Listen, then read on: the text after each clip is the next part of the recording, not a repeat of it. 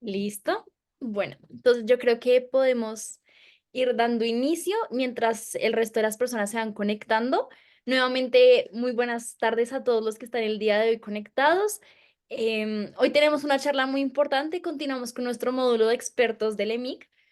Hoy nos acompaña el doctor Mauricio García y nos va a dar una charla muy importante sobre traslado aeromédico, las bases fisiológicas y la seguridad del paciente. Para los que no conocen al doctor Mauricio, él es médico, él es especialista en medicina de emergencias de la Universidad del Rosario. Él tiene una experiencia en hospitales de alta complejidad en diferentes zonas de Colombia, tanto en Bogotá, Bucaramanga, Barranquilla y Cartagena. Y adicionalmente, tiene experiencia desde más de hace 8 años en traslado aeromédico de cuidado crítico, tanto a nivel nacional como internacional.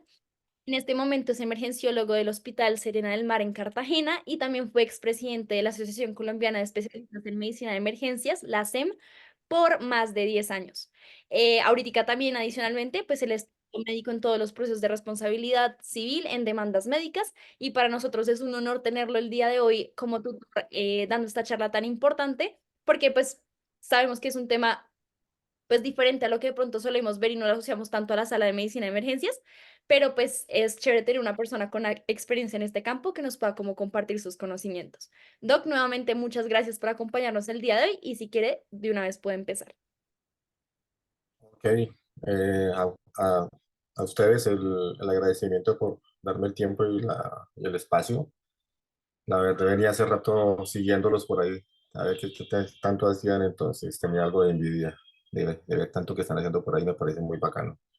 De hecho, quedé sorprendido de que ya llevaran ya 2 años, si mal no me equivoco, cumplieron para eso, entonces, bueno, aquí, como les contaron, yo soy especialista en emergencias, ya hace 15 años me gradué.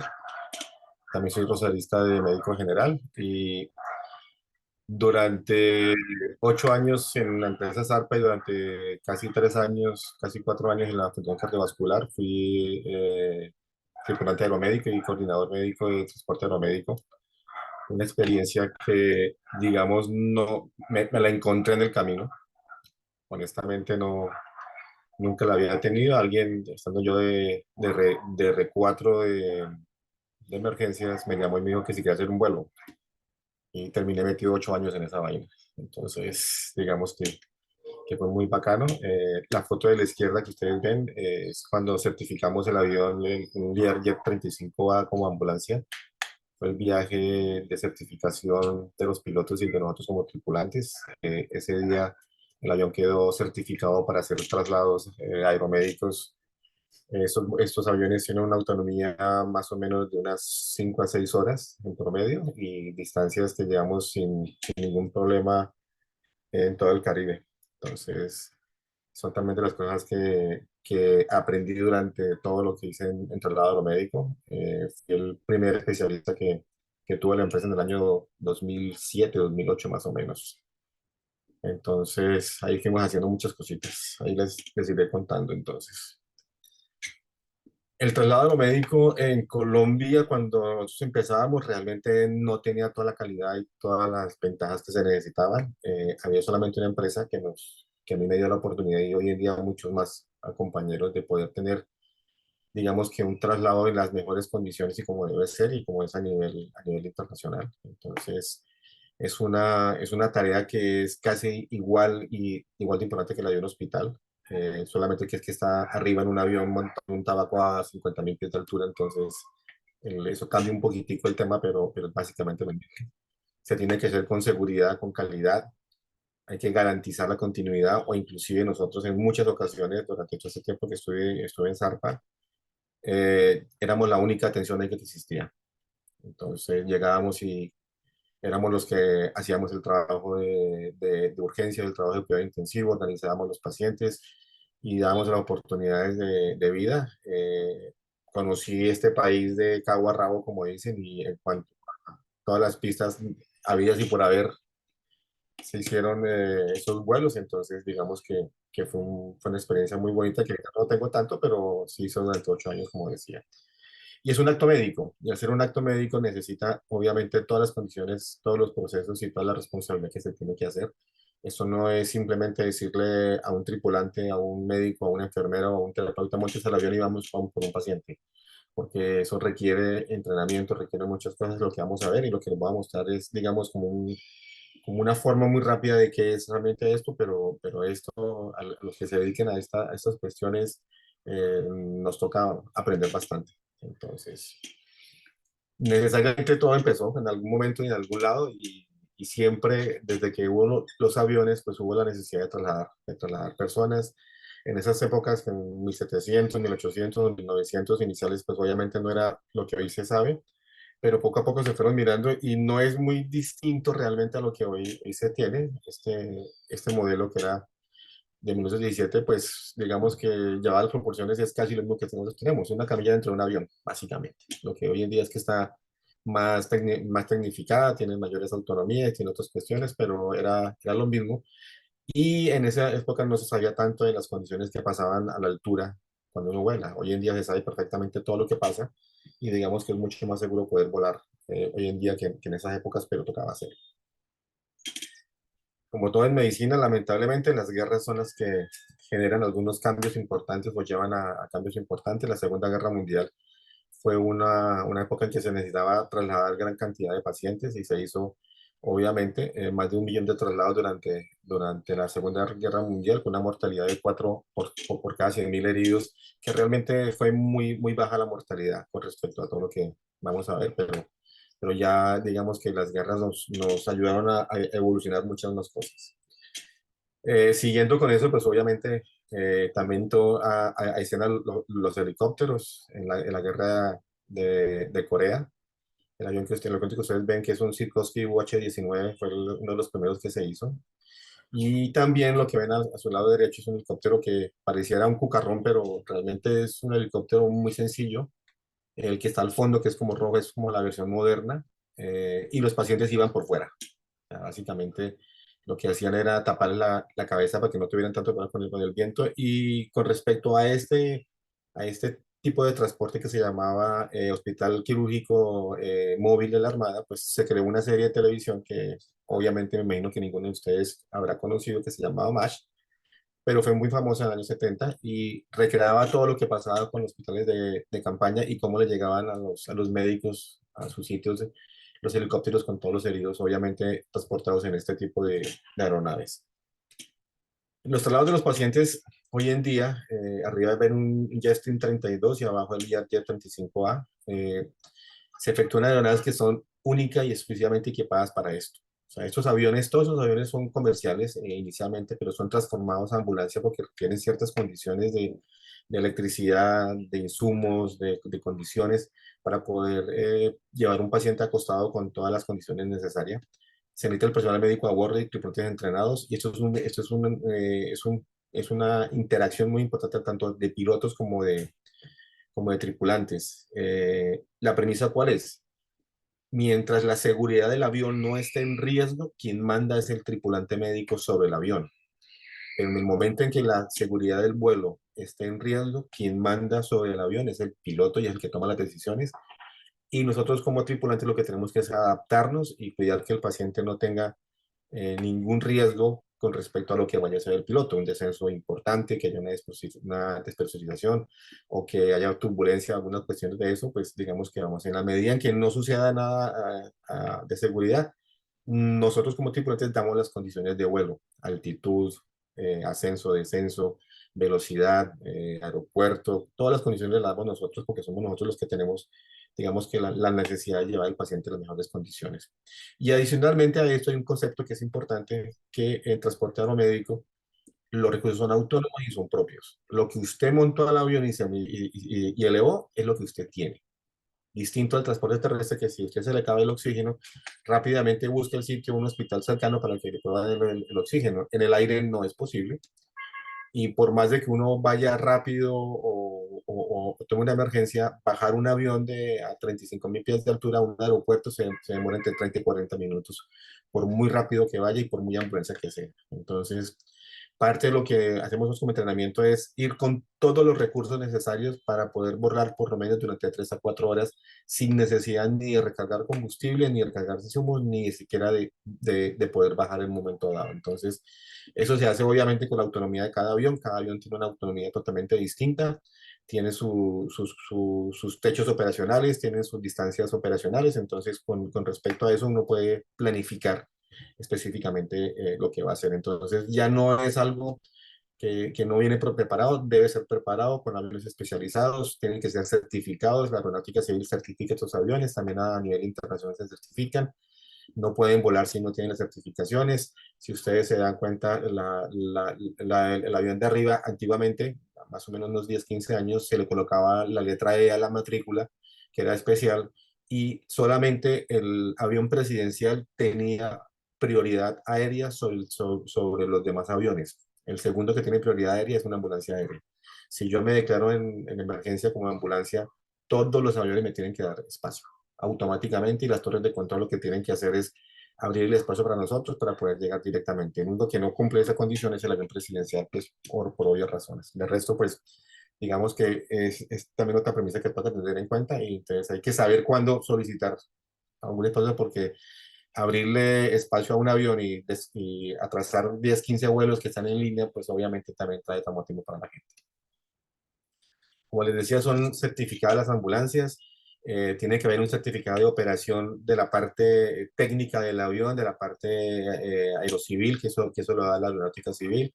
Tiene que haber un contrato de salud, que es una obligación de medio. Y aquí es importante también tenerlo porque el traslado aeromédico no es una obligación de resultados. Es exactamente lo mismo que cuando está dentro de un hospital, es una obligación de medios y por esa razón tenemos que llevar todas las características que tiene que haber. Obviamente se paga por eso, pero es un servicio ofertado y el que considere, pues obviamente lo va a hacer. Y hay unas características adicionales al traslado puramente médico, como son las evacuaciones médicas, que se refiere a pacientes civiles, y cuando son las CASEVACs, que se refieren a evacuaciones militares, que tienen unas características distintas, tienen unos permisos diferentes y se pueden llevar múltiples víctimas en un momento dado. En el traslado médico normal solamente se lleva lo que está configurado en el avión. Hay aviones para uno y dos pasajeros. En los medevac o los CASEVAC, básicamente es lo que le quepa al avión. Entonces ahí también digamos que hay una cuestión y son en situaciones de emergencias y desastres. Se usa cualquier medio, preferiblemente aviones certificados obviamente para eso. Son de carácter humanitario y generalmente no tienen costo. Entonces, digamos, les voy a mostrar uno de los, digo yo, los papás de los medevac y casevac. Digamos que primero les vamos a esta. Hay empresas a nivel mundial y yo tuve la fortuna de conocer esta empresa aquí en Colombia. Se llama la ambulancia aérea de Suiza. Ellos tienen aviones que tienen autonomía para pasar el Atlántico sin ningún problema. Son este tipo de aviones. Todos los habitantes de Suiza por derecho tienen derecho a esto. Yo conocí este avión porque un ciudadano suizo tuvo un infarto en la clínica Chayo y vienen a recogerlo. Específicamente, es uno de los mejores servicios médicos de ambulancia que tiene. Tienen aviones súper dotados, como ustedes ven, con todos los insumos, con todas las comodidades que pueden haber y, vuelve y cumple la premisa. Se tiene que ir con todo lo necesario porque es un vuelo que va Bogotá-Madrid en un solo viajado, como dicen, pues debe tener todo completamente organizado para eso. Lo que les decía era el C-17 Global Master 3. Este avión es un avión militar, pero es de los aviones que se pueden convertir en una ambulancia. Y si ustedes se dan cuenta, es para cargar básicamente entre 10 15 o 30 heridos simultáneamente. Y tiene todas las condiciones. Es un tabaco que es el fuselaje del avión muy grande. Inclusive hay literas, si ustedes se dan cuenta, ahí está 4 literas que da capacidad para eso. Y tiene absolutamente todos los insumos, todos los recursos y todas las formas para atender simultáneamente a los pacientes. Aquí son las evacuaciones militares, porque ustedes saben que el número de heridos, pues obviamente es mucho mayor, y todo esto tiene una ventaja, y este es uno de los aviones más modernos, de los mejores que existen, y no sé, eso es muy bacano. Si yo con un solo avión, con un solo paciente, tengo la posibilidad de entrar a un avión de esto, sería muy bacano, pero bueno, para que vean que sí hay posibilidades de llevarse muchos pacientes. El similar del C-17 Global Master de Estados Unidos al colombiano es el Hércules 630, que comparado es 4 veces más chiquitico, pero en el Hércules también se hace exactamente lo mismo, se configura y tienen todos los sistemas. Si ustedes miren acá, aquí alrededor de esta imagen, todo el fuselaje está adecuado como si fuera una unidad de cuidado intensivo. Ahí están pegados todos los sistemas de oxígeno, de vacío, de aire medicinal, y todo viene colgado, por decirlo así. Entonces, hay posibilidades de tener literas cuatro niveles o de tener sillas, dependiendo de lo que usted en el momento se necesite. También entra a escena los helicópteros, que son de los más modernos. Es el helicóptero S-135, es un helicóptero multifuncional que puede llevar hasta 2 o 3 pasajeros, inclusive una incubadora. Tiene un techo operacional muy alto. También en Suiza lo utilizan para evacuaciones en nieve. Es bimotor y tiene una muy buena estabilidad. Es uno de los mejores helicópteros que hay hoy en día para poder tenerlo como ambulancia aérea, y como ustedes se dan cuenta también cumple con todas las condiciones, tanto de equipos como de seguridad y de cabina. La diferencia entre los helicópteros y los aviones es que los helicópteros no tienen cabina presurizada, razón por la cual su techo operacional es muy reducido, y los aviones sí tienen cabina presurizada, y más adelante les vamos a mostrar cuál es la diferencia y por qué es importante tener en cuenta eso. Aquí juega un papel importante saber exactamente la fisiología de vuelo, y obviamente lo que tenemos que ver es que el avión vuela en la atmósfera terrestre, pero solamente puede volar en la primera capa, que va de los 0 kilómetros a los 12 kilómetros en los polos, y en el Ecuador llega hasta los 18 kilómetros, que es donde suceden todo lo que uno conoce como fenómenos climáticos: las nubes, los rayos, los truenos. Todo sucede en esta capa de la atmósfera. La temperatura puede variar de 20 grados a 30, 40 grados, hasta menos 60 grados. Y una de las premisas aquí también importante es que por cada 1000 pies de ascenso que uno tenga, se va disminuyendo 2 grados centígrados. O sea que cuando uno está volando más o menos a 40.000 o 50.000 pies de altura, afuera la temperatura puede estar en menos 40, menos 50 grados centígrados, y uno no se da cuenta. Y eso básicamente tiene que ver porque la cabina es presurizada y tiene algunas ventajas para esto. Pero lo importante de todo esto es mirar que las capas, solamente la primera es la que nos interesa. Realmente las demás, pues obviamente son ya para otras cuestiones, otros estudios. Y aquí es donde tenemos que mirar. Entre más alto esté la aeronave, en la troposfera, pues obviamente el aire es mucho más liviano, hay menos fenómenos climáticos, pero obviamente el riesgo de volar a esas alturas, pues la descompresión es uno de los mayores riesgos, y lamentablemente muy pocos aviones pueden sobrevivir a una descompresión a esa altura. Entonces, entre más alto, digamos que es menos incómodo, pero es más riesgoso poder volar, y mucho más con los pacientes que uno carga. ¿Qué tiene uno que tener directamente para poder empezar a tener claro lo de transporte aeromédico? Y esto, los que han tenido la oportunidad de andar en vuelos comerciales, los vuelos comerciales están más o menos entre los 25.000 a 32.000 pies de altura. Los aviones privados tipo Gulfstream o lo que llaman privados charter tienen la capacidad de volar hasta 45.000 pies de altura.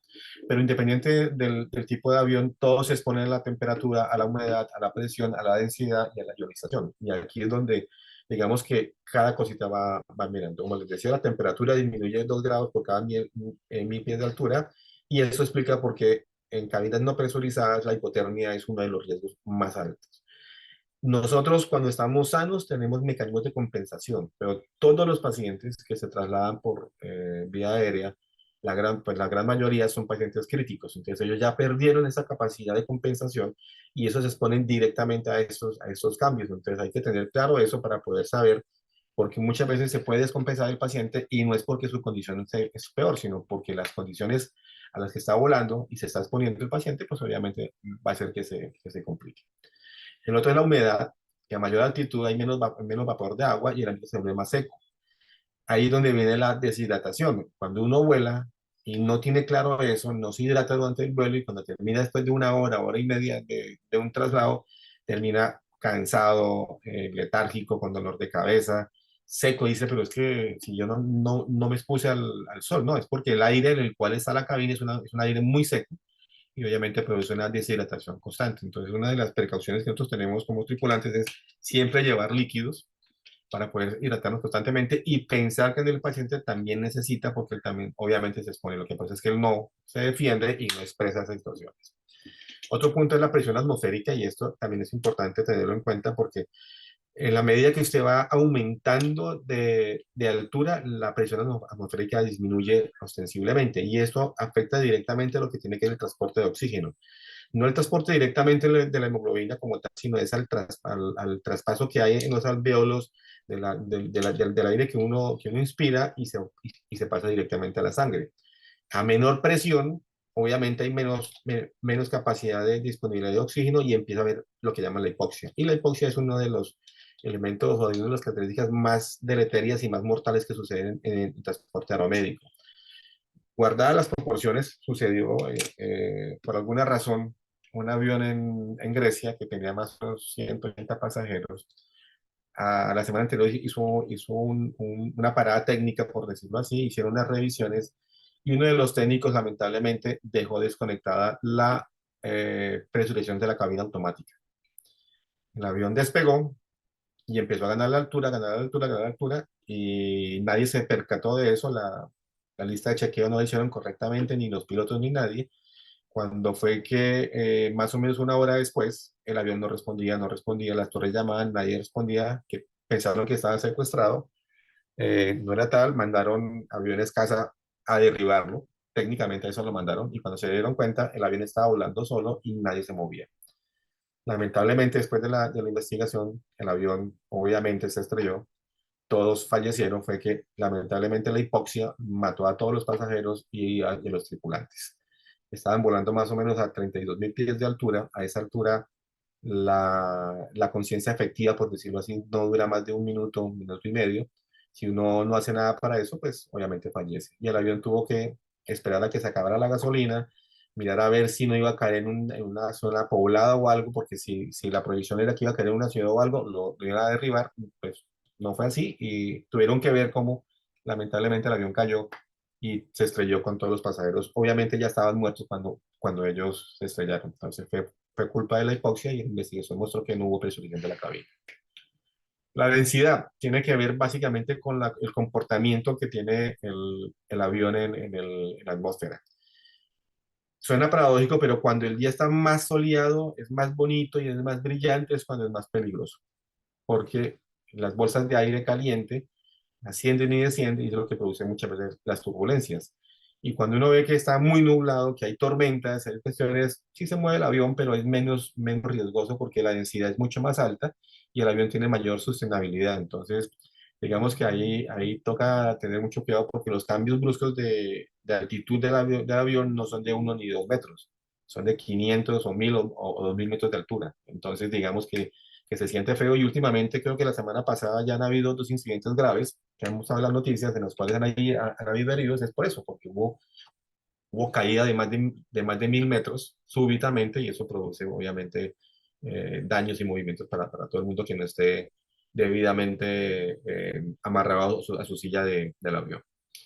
Y la otra es la ionización. Que los pilotos usen gafas oscuras no es por vanidad que ellos digan, no, ¿cómo me veo de cool porque uso gafas oscuras? No, porque es que a medida que usted va por encima de las nubes, los rayos ultravioleta son mucho más deleterios, van directamente a eso y entonces usted se expone mucho más a eso, a esa radiación y obviamente lo que tiene es que protegerse. Entonces, los días soleados son los días en que y los pilotos y los tripulantes obviamente llevamos gafas oscuras, es básicamente ¿para qué? Para evitar menos riesgos de radiación y riesgo a largo plazo de cataratas, de pterígeos o algo por el estilo.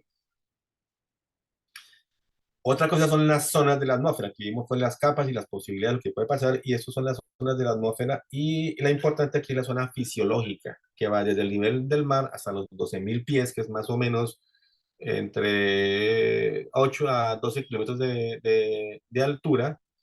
Eh, en este punto de la zona fisiológica, perdón, 12.000 pies, no kilómetros, la cabina puede ser no presurizada.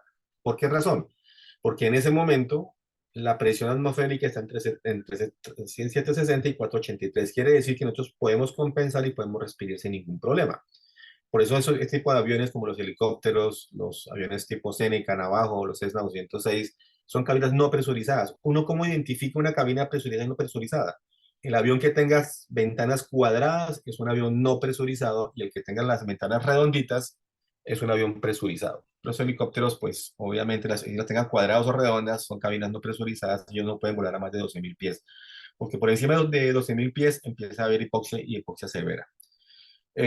Obviamente sí hay problemas de atrapamiento de gases porque a menor presión se dilatan más los gases en el cuerpo y cuando ustedes se dan cuenta que vuelan y apenas despega el avión, a uno se le tapa los oídos y es básicamente por eso, porque a menor altura y a un cambio brusco de altura, pues obviamente se presuriza el aire que hay en las cavidades del cuerpo y eso produce dolor y el principal y más rápido es que se tapan los oídos. Produce fatiga, cefalea, cuando uno está hablando de los tipo 11.000 o 12.000 pies.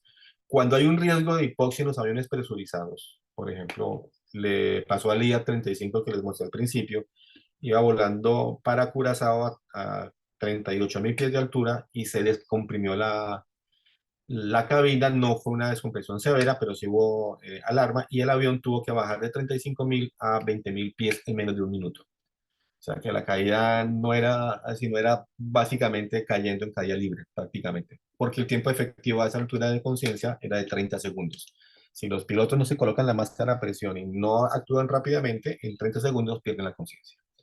Entonces, en la zona fisiológica uno puede andar, hay frío, hay problemas de distensión de gases, pero uno puede respirar sin ningún problema, obviamente si no tiene ninguna patología pulmonar. En la zona deficiente, que es de los 12.000 a los 50.000 pies, que este sí es donde van los aviones presurizados, sí necesitan tener cabina presurizada y es lo que ustedes conocen como todos los aviones A320, A350, A380, la familia de los Boeing de 727 a 787. Nosotros que tenemos el Jetstream 32 y el Jet 35A, volamos más o menos a 35.000, 40.000 pies de altura. La presión atmosférica cae súbitamente, ya es menos hasta 87, y en ese momento no hay compensación fisiológica para poder manejar la hipoxia, se necesita oxígeno adicional o que la cabina esté presurizada, básicamente. Hay hipoxia con enfermedades comprensivas, distensión de gases, aquí hay que tener muy claro eso, y cuando uno lleva a un paciente ventilado y va a volar en un avión, debe tener claro dos cosas, que una cosa es inflar el demotaponador en tierra y otra cosa es tenerlo inflado a 20.000, a 30.000 o 40.000 pies de altura. Si uno no lo tiene claro, el paciente lo que va a tener a muy corto plazo es isquemia de la tráquea y puede tener inclusive más complicaciones porque el balón se dilata mucho más. Entonces, lo que uno hace básicamente es calibrarlo en tierra, levanta vuelo y cuando ya uno está en velocidad de crucero, lo que vuelve y lo calibra otra vez para que quede a la altura y cuando toca tierra vuelve y lo calibra porque se desinfla. Entonces es tener claro que la ley de los gases lo que produce es eso. Entonces, como uno ya lo sabe, pues evita ese riesgo de situaciones. Y ya en la zona equivalente espacial, que eso ya no es para nosotros, ese ya no es para los mortales, como dicen. Esos son para los astronautas, de 50.000 pies a 1.000 millas, la presión atmosférica puede llegar hasta cero. Son cabinas totalmente selladas, como tapadores espacial, los cohetes SpaceX y los trajes deben ser sellados y no puede haber ninguna comunicación porque obviamente no es posible. Es un ambiente totalmente hostil. A 63.000 pies de altura sucede el fenómeno de bulimia, que es que todos los líquidos del cuerpo se evaporan, o sea que uno queda seco, básicamente. Y por encima de los 80 kilómetros, ya los planos aerodinámicos no funcionan. O sea, ahí ya no sirven las alas, sino que transportarse, hay que moverse a través de cohetes o de, o de elementos que tengan aire comprimido. Que cuando ustedes ven las películas que ven que se va a mover, lo que bota son chorros de aire, es la única forma de poderse desplazar, o con cohetes o con chorros de aire, porque ahí no funciona, porque no hay ningún efecto aerodinámico por encima de los 50.000 pies. Es muy difícil, pues, obviamente, que exista eso. ¿Qué factores tenemos nosotros con todo este resumen? Entonces, la hipoxia, lo que les decía que es la más insidiosa, la más soterrada, si uno no está entrenado y uno lo entrenan para eso, le hacen en cabinas presurizadas, lo llevan a uno y lo ponen en hipoxia, para que uno identifique rápidamente qué es eso, porque si uno no detecta eso, pues lamentablemente la muerte va a llegar. La otra es el barotrauma, que es la distensión. Si usted lleva un paciente que ha tenido un hemotórax o ha tenido una cirugía reciente, bueno, y no tiene en cuenta eso, pues obviamente se va a distender y puede romper suturas, puede romper vísceras huecas, o cosas por el estilo, o lo del balón del tubo traqueal que puede producir una isquemia por demasiada presión en un momento dado. Este es térmico que tiene que ver con la hipotermia y el frío. Por eso las cabinas presurizadas tienen calentadores o tienen aire acondicionado dependiendo del momento porque cambia súbitamente la temperatura y estos cambios producen una rata metabólica aumentada y mucho más en los pacientes. Entonces hay mayor demanda de oxígeno, puede pasar la hipoxia, hay deshidratación, hay otras cuestiones. Entonces tener en cuenta que eso va a pasar sí o sí. La humedad y la deshidratación, como les decía, a mayor altura, menor vapor de agua y obviamente eso conlleva a que la situación pase así. Los aviones más modernos hoy en día están tratando de tener cabinas presurizadas mucho más hidratadas, por decirlo así, que tengan un vapor de agua mucho más alto para que sus viajes, porque hay viajes inclusive hasta de 23 horas, en una cabina presurizada que sea de aire seco, va a tener problemas los pasajeros porque se van a quejar de dolor de cabeza, de deshidratación, de estrés, de muchas cuestiones. Entonces, ellos, digamos que las cabinas presurizadas de hoy en día están tratando de tener mejor porcentaje de vapor de agua. El ruido es uno de los más complicados. Normalmente los que volamos constantemente en esto tenemos que usar tapones anatómicos permanentemente porque el ruido es constante de los motores o el de la presión del aire, disminuye la concentración, uno no se escucha, tiene que estar gritando todo el tiempo, pero puede producir sordo en un momento dado, fatiga o estrés, y cuando no hay una buena comunicación, pues obviamente se pueden cometer errores.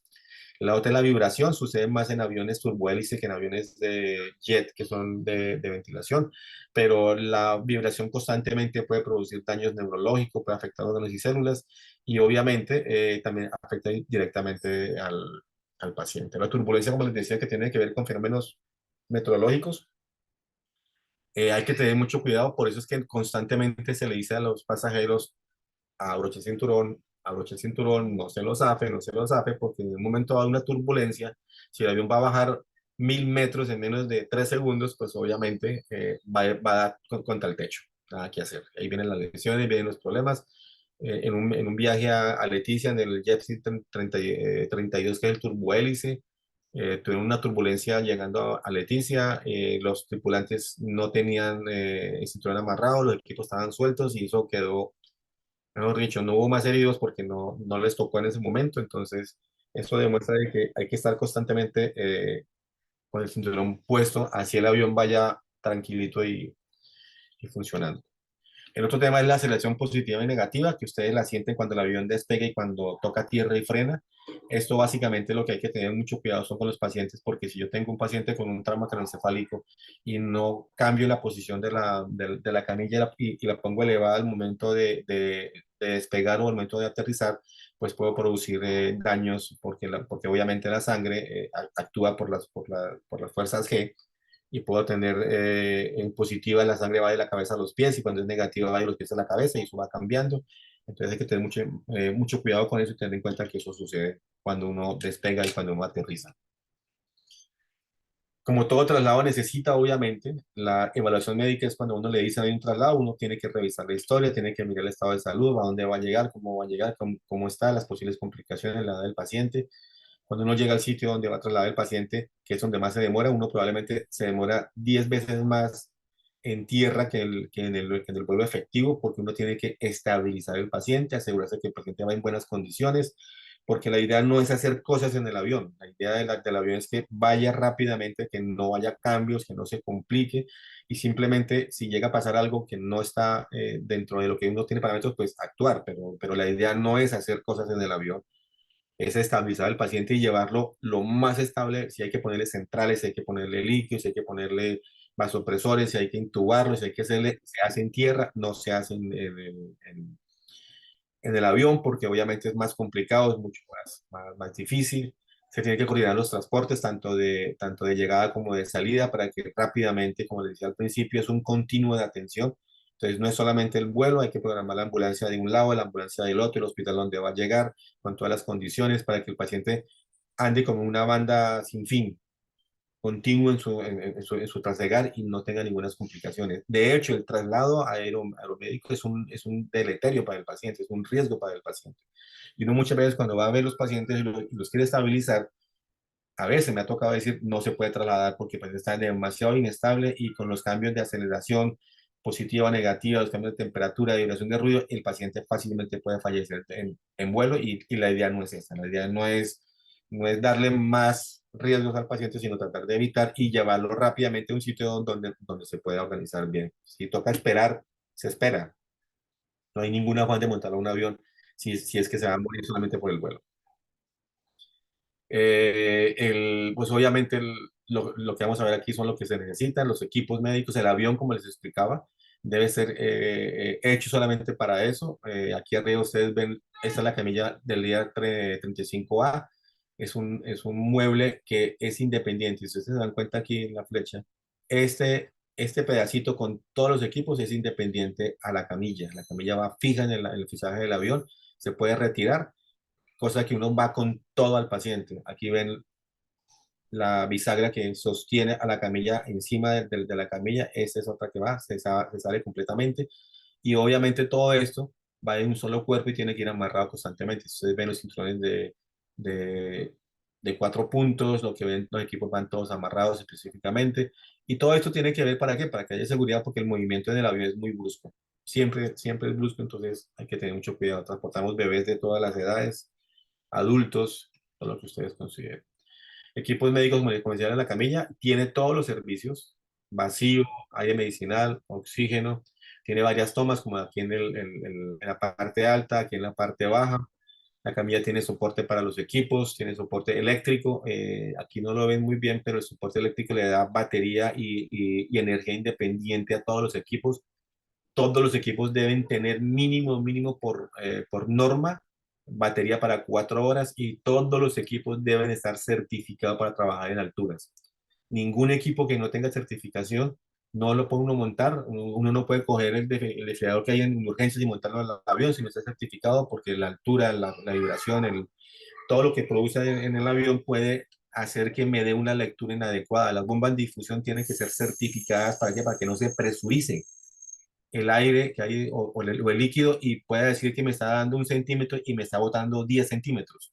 Entonces, tienen que ser certificadas para eso. Lo que ustedes ven acá es un desfibrilador monitor, que también está certificado. Estos ventiladores son ventiladores estilo militar, son los SOL. Estos ventiladores están certificados para transporte aeromédico, tienen todos los modos ventilatorios, aguantan cualquier cantidad de golpes y además tienen una turbina interna que los hace tener FIO2 desde 21 hasta el 100%, porque nomás no se conecta al oxígeno. Estos son totalmente dependientes y son estilo militar. Esta es la bomba de infusión de 3 canales que está certificada.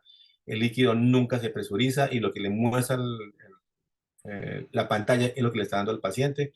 Los signos vitales, como ustedes se dan cuenta, tiene invasivo y no invasivo, saturación, configuración completa y tiene colores ámbar porque estos colores ya está certificado que son los colores que no producen ningún cambio y que no producen ningún, y se puede ver tanto de día como de noche. Entonces, este monitor Wechani está certificado para transporte aeromédico y ese botonito que está acá es un software que tiene que, digamos, que quita el ruido de la vibración para la tensión arterial y solamente le muestra el real.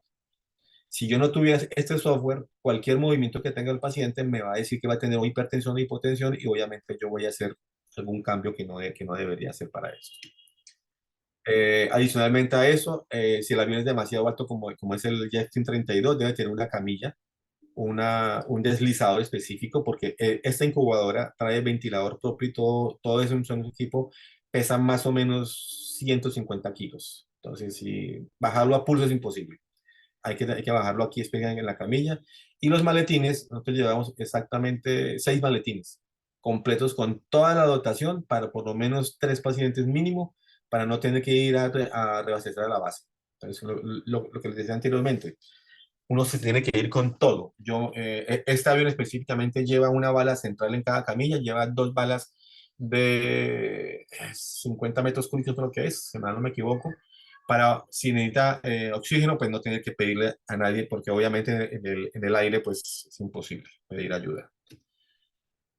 Este, mm, ¿Qué más sigue? Bueno, y ya con la coordinación, lo que tiene que ver, esa foto que ustedes están viendo ahí, es un paciente que le lleva esta tripulación de Zarpa al aeropuerto directamente, y la médica que está en la parte de arriba junto con el BBM y el ventilador, lo que está haciendo es intubando al paciente. El paciente llegó inestable y se tuvo que intubar en la ambulancia. nada que hacer. Ese paciente no se puede intubar en el avión. Es un riesgo demasiado alto por muchas situaciones. Entonces lo que hace uno es coger todos los equipos, organizarlo, intubarlo, estabilizarlo y cuando esté totalmente estabilizado el paciente, ahí sí arrancar sin ningún problema. Por eso los aviones de ambulancias tienen prioridad. No tienen un horario, no tienen una cuestión. Obviamente si el aeropuerto no es nocturno, pues no puede aterrizar, pero en un momento dado, por ejemplo, en Bucaramanga el aeropuerto se cierra a las 12 de la noche, pero si hay una emergencia y se solicita, abre el aeropuerto. Vale un mundo de plata, pero lo abre. Entonces, digamos que hay, pero lo que quiero mostrarles acá es que se estabiliza en tierra, independiente si toca en la ambulancia, en el hospital o en donde nos toque.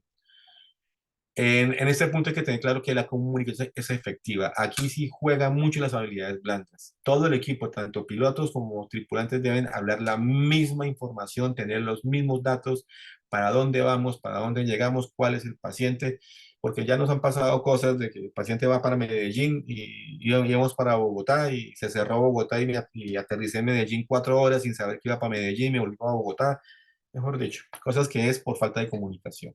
Cada miembro del equipo tiene un rol asignado. Todos somos responsables de la seguridad del avión y todos somos responsables de la seguridad del paciente, incluyendo los pilotos. Por ejemplo, ellos ya saben, pues cuando yo les digo pista larga, ¿qué quiere decir eso? Que el paciente no puede tener una desaceleración rápida, que cuando toque tierra se tiene que comer la pista hasta el final. ¿Para qué? Para que no haya un frenado brusco, para que no haya tanto complique para eso. O cuando le decimos despegue 10.000 pies, estabilice. ¿Qué quiere decir? O que va a tocar hacerle algún procedimiento porque lamentablemente toca hacerlo. Entonces él tiene que subir, tomar a 10.000, 12.000 pies, pedir permiso y estabilizar y darle vueltas a esa altura mientras nosotros vamos a estabilizar. Entonces, si no hay una comunicación clara, si no hay roles establecidos, pues va a ser muy, muy difícil. ¿Y esto cómo se logra? Entrenamientos, simulacros, tenemos que hacer cualquier cantidad de cursos, cualquier cantidad de simulacros, sacando pacientes obviamente en tierra. Ningún simulacro se hace en el aire, es un riesgo demasiado alto para poder tener todas las capacidades y todas las competencias para poder actuar de forma adecuada. Cuando estamos arriba estamos solos y tenemos que tener todo nuestro entrenamiento y todas nuestras competencias a servicio de la seguridad del paciente y del avión. El monitoreo y toma de decisiones, como les decía, estar atento al estado del paciente constantemente.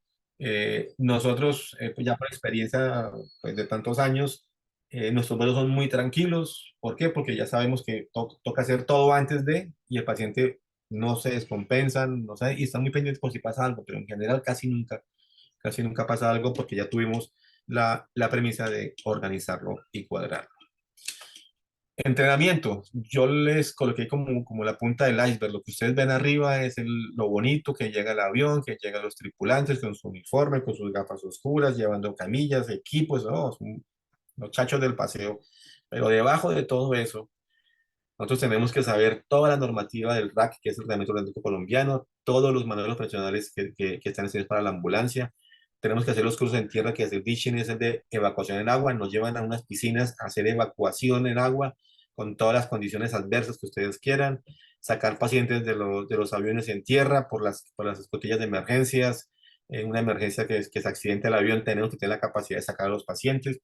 Hablar de alerta situacional, básicamente lo que tiene que ver es que uno está en el sitio como está y está pendiente de absolutamente de todo. Uno no está ni durmiendo, ni jugando, ni pensando en qué voy a hacer mañana. Uno en el avión debe estar pegado a lo que pasa en el avión, cualquier cosa. Todos somos ojos, todos somos responsabilidad. Eso se llama alerta situacional.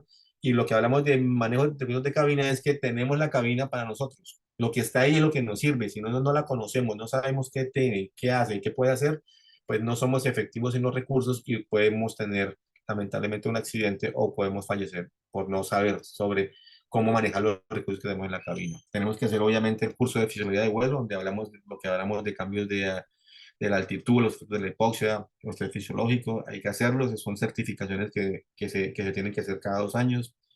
Y hay que hacer obviamente los cursos de paciente crítico, que es fisiología, soporte hemodinámico, tenemos que hacer los cursos de PALS, de ACVS, BLS, trauma, todo lo que tiene que ver con fluidos, arritmias, analgesia y sedación. Entonces, si ustedes se dan cuenta, el trasfondo de todo esto es muy grande. El trasfondo de lo que es. Cuando yo llegué a Zarpa en el año 2007, no tenía ni jota de idea de todo esto. al cabo de un año, año y medio, ya tenía eso, digamos que en la cabeza. Empezamos a crear procesos nuevos, a generar nuevos documentos, porque todo estaba era copiado de hospitales al avión y como ustedes se dan cuenta no es lo mismo.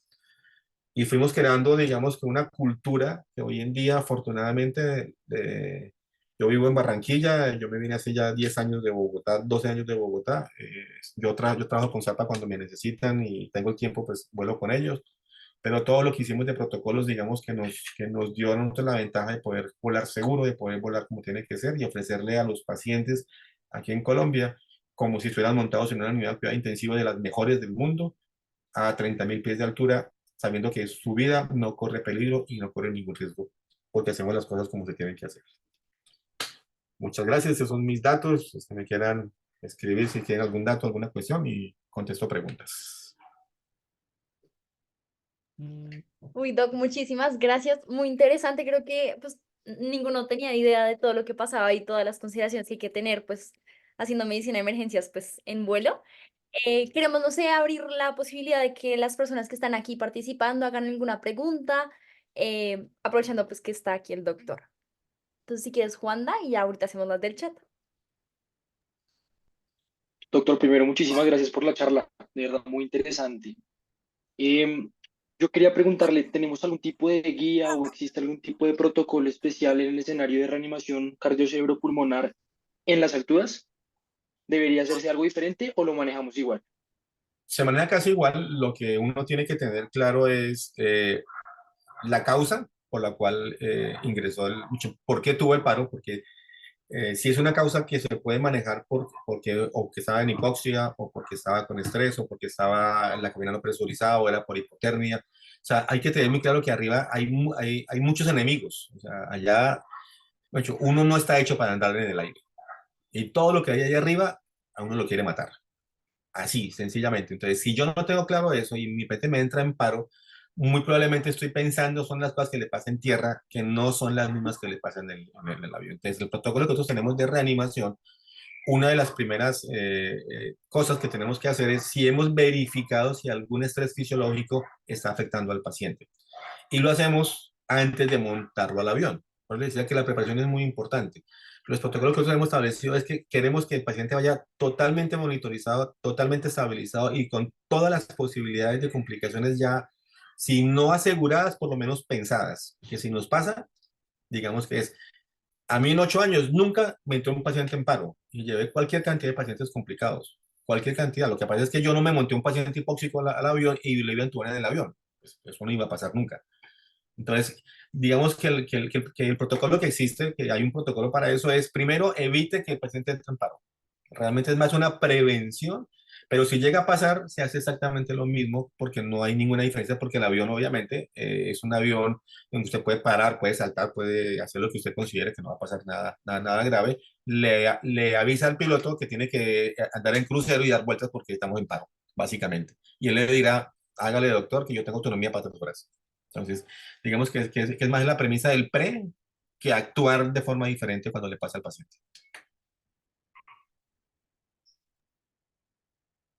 Vale, qué pena, y hago una segunda pregunta rápida. Y en el escenario de ejemplo, para trauma que termine presentándose con un neumotórax, las conductas cambian teniendo en cuenta, pues digamos que todo el juego de presiones que tenemos en las alturas. Sí, y ahí es importante tener claro también el antecedente. Si es un paciente con trauma, por la razón que sea, uno tiene que sospechar que el paciente va a tener, puede tener un neumotórax muy pequeño, del menos del 2-3% que no se ve, pero saber que apenas usted se eleve, se le puede presurizar. Obviamente, yo no le paso el tubo previamente porque es una digamos que es una lesión pues demasiado grande para una prevención que no es y estar pendiente que si obviamente se presuriza ese posible neumotórax, hay que pasarle el tubo, hay que hacer. Por eso es importante tener todos los recursos a la mano, todo pero todo presente. Si es un pendiente con trauma, yo digo, me puede pasar esto, me puede pasar esto, me puede pasar esto. A cada pregunta que yo me haga, existe un documento que hacer. Y eso es lo importante en aviación. Si ustedes alguna vez tienen la posibilidad de ser más acuciosos cuando ustedes se montan en un avión o cuando vean pasar a los pilotos con sus maletas, ellos no llevan ropa ahí, ya son manuales. Son unos manuales que dicen absolutamente todo lo que tienen que hacer. No le dejan nada a pensar o al azar o a que es que yo creo. Se prendió la luz, existe un manual para que cuando esa luz se prenda, haga esto, esto, esto y esto. Y eso lo replicamos nosotros en transporte médico. Si el paciente tiene esto, le tiene que revisar esto, esto, esto, esto y ya hágale esto.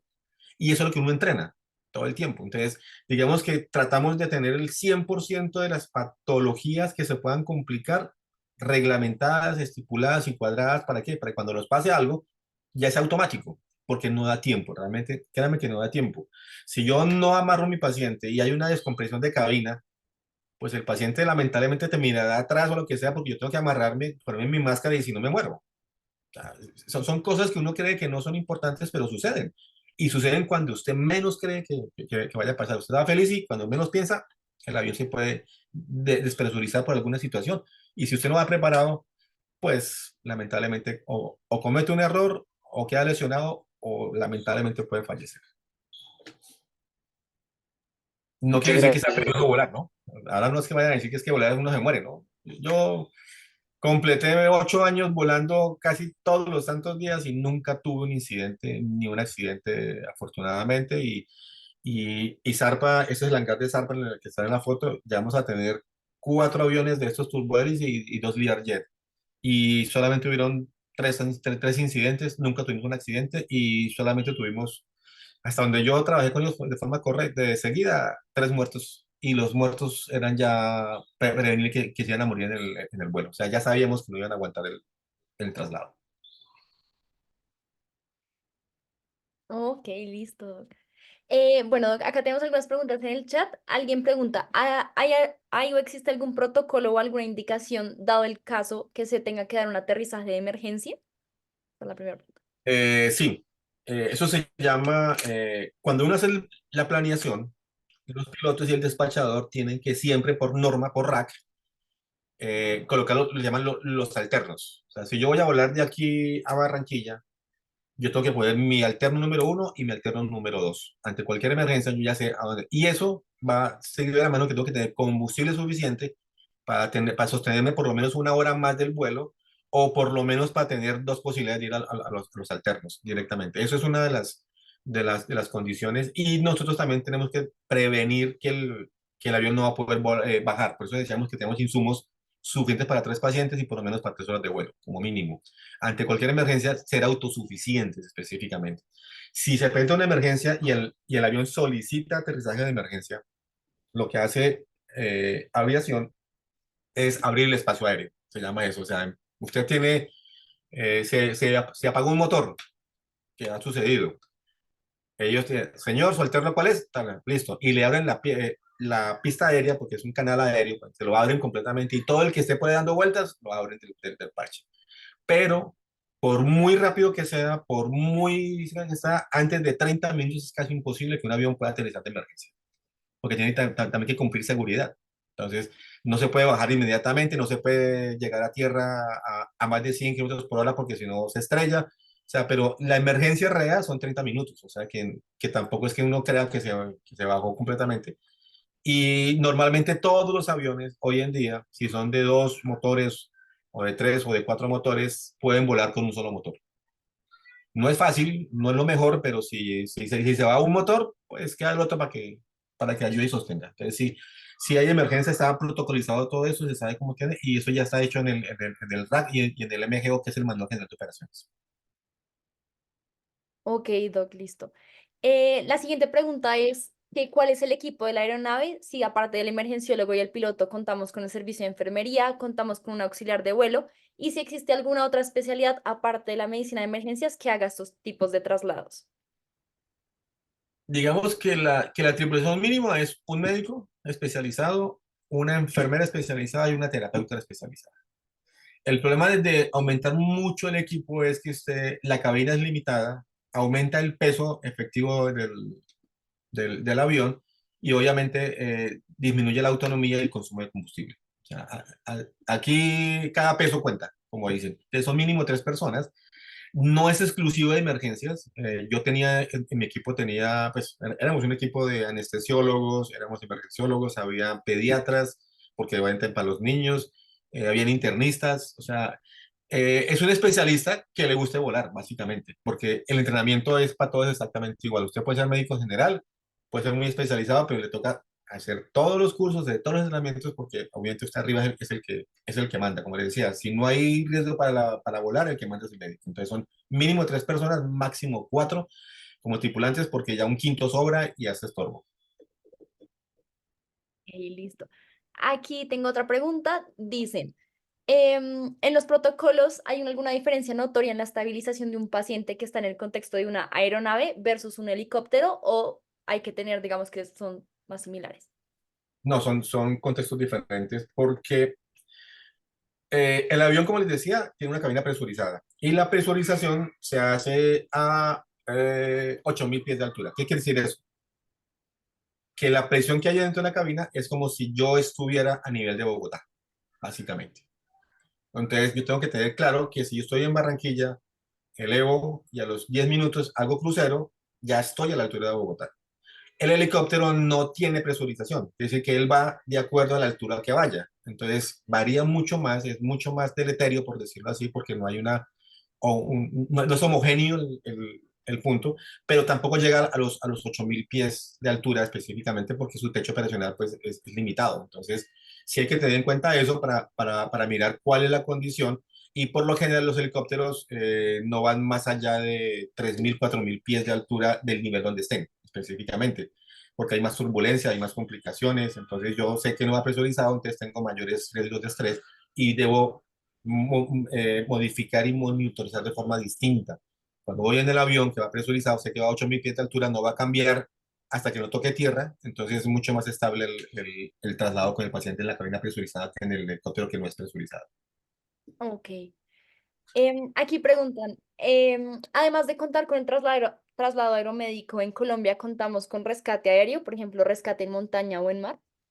Sí, sí, ahí está lo que es el término es los SAR, los equipos SAR creo que son, que son los militares, los policías, los militares y la aeronáutica tienen equipos de rescate específicamente que son otra cosa totalmente distinta. Por lo general son en cabinas no presurizadas, por lo general es el helicóptero porque son en zonas no adecuadas, donde no hay pistas, sino que toca llegar allá. Es un entrenamiento totalmente distinto porque toca tener entrenamiento de cuerdas, entrenamiento de zonas selváticas, por decirlo así, o agrestes, entonces, pero sí existen y existen muy buenos equipos, la Defensa Civil y la Cruz Roja también tienen equipos muy buenos para eso, y somos como pioneros y somos muy buenos en eso a nivel internacional, o sea, los equipos colombianos para rescate tienen las mejores calificaciones.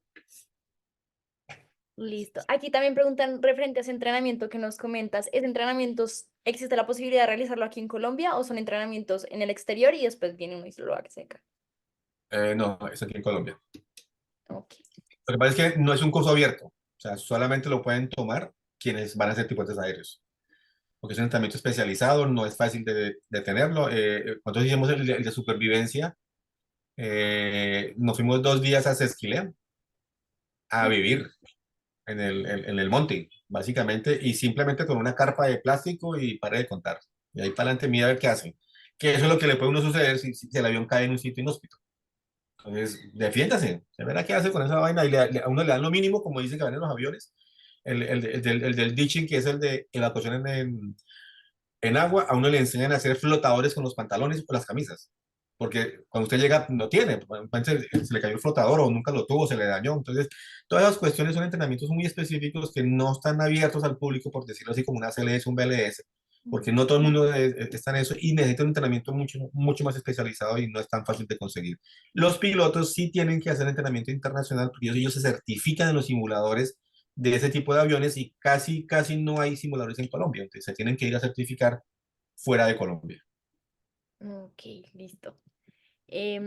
Bueno, no sé si alguien, creo que no tengo más preguntas en el chat, no sé si alguien tenga alguna pregunta adicional.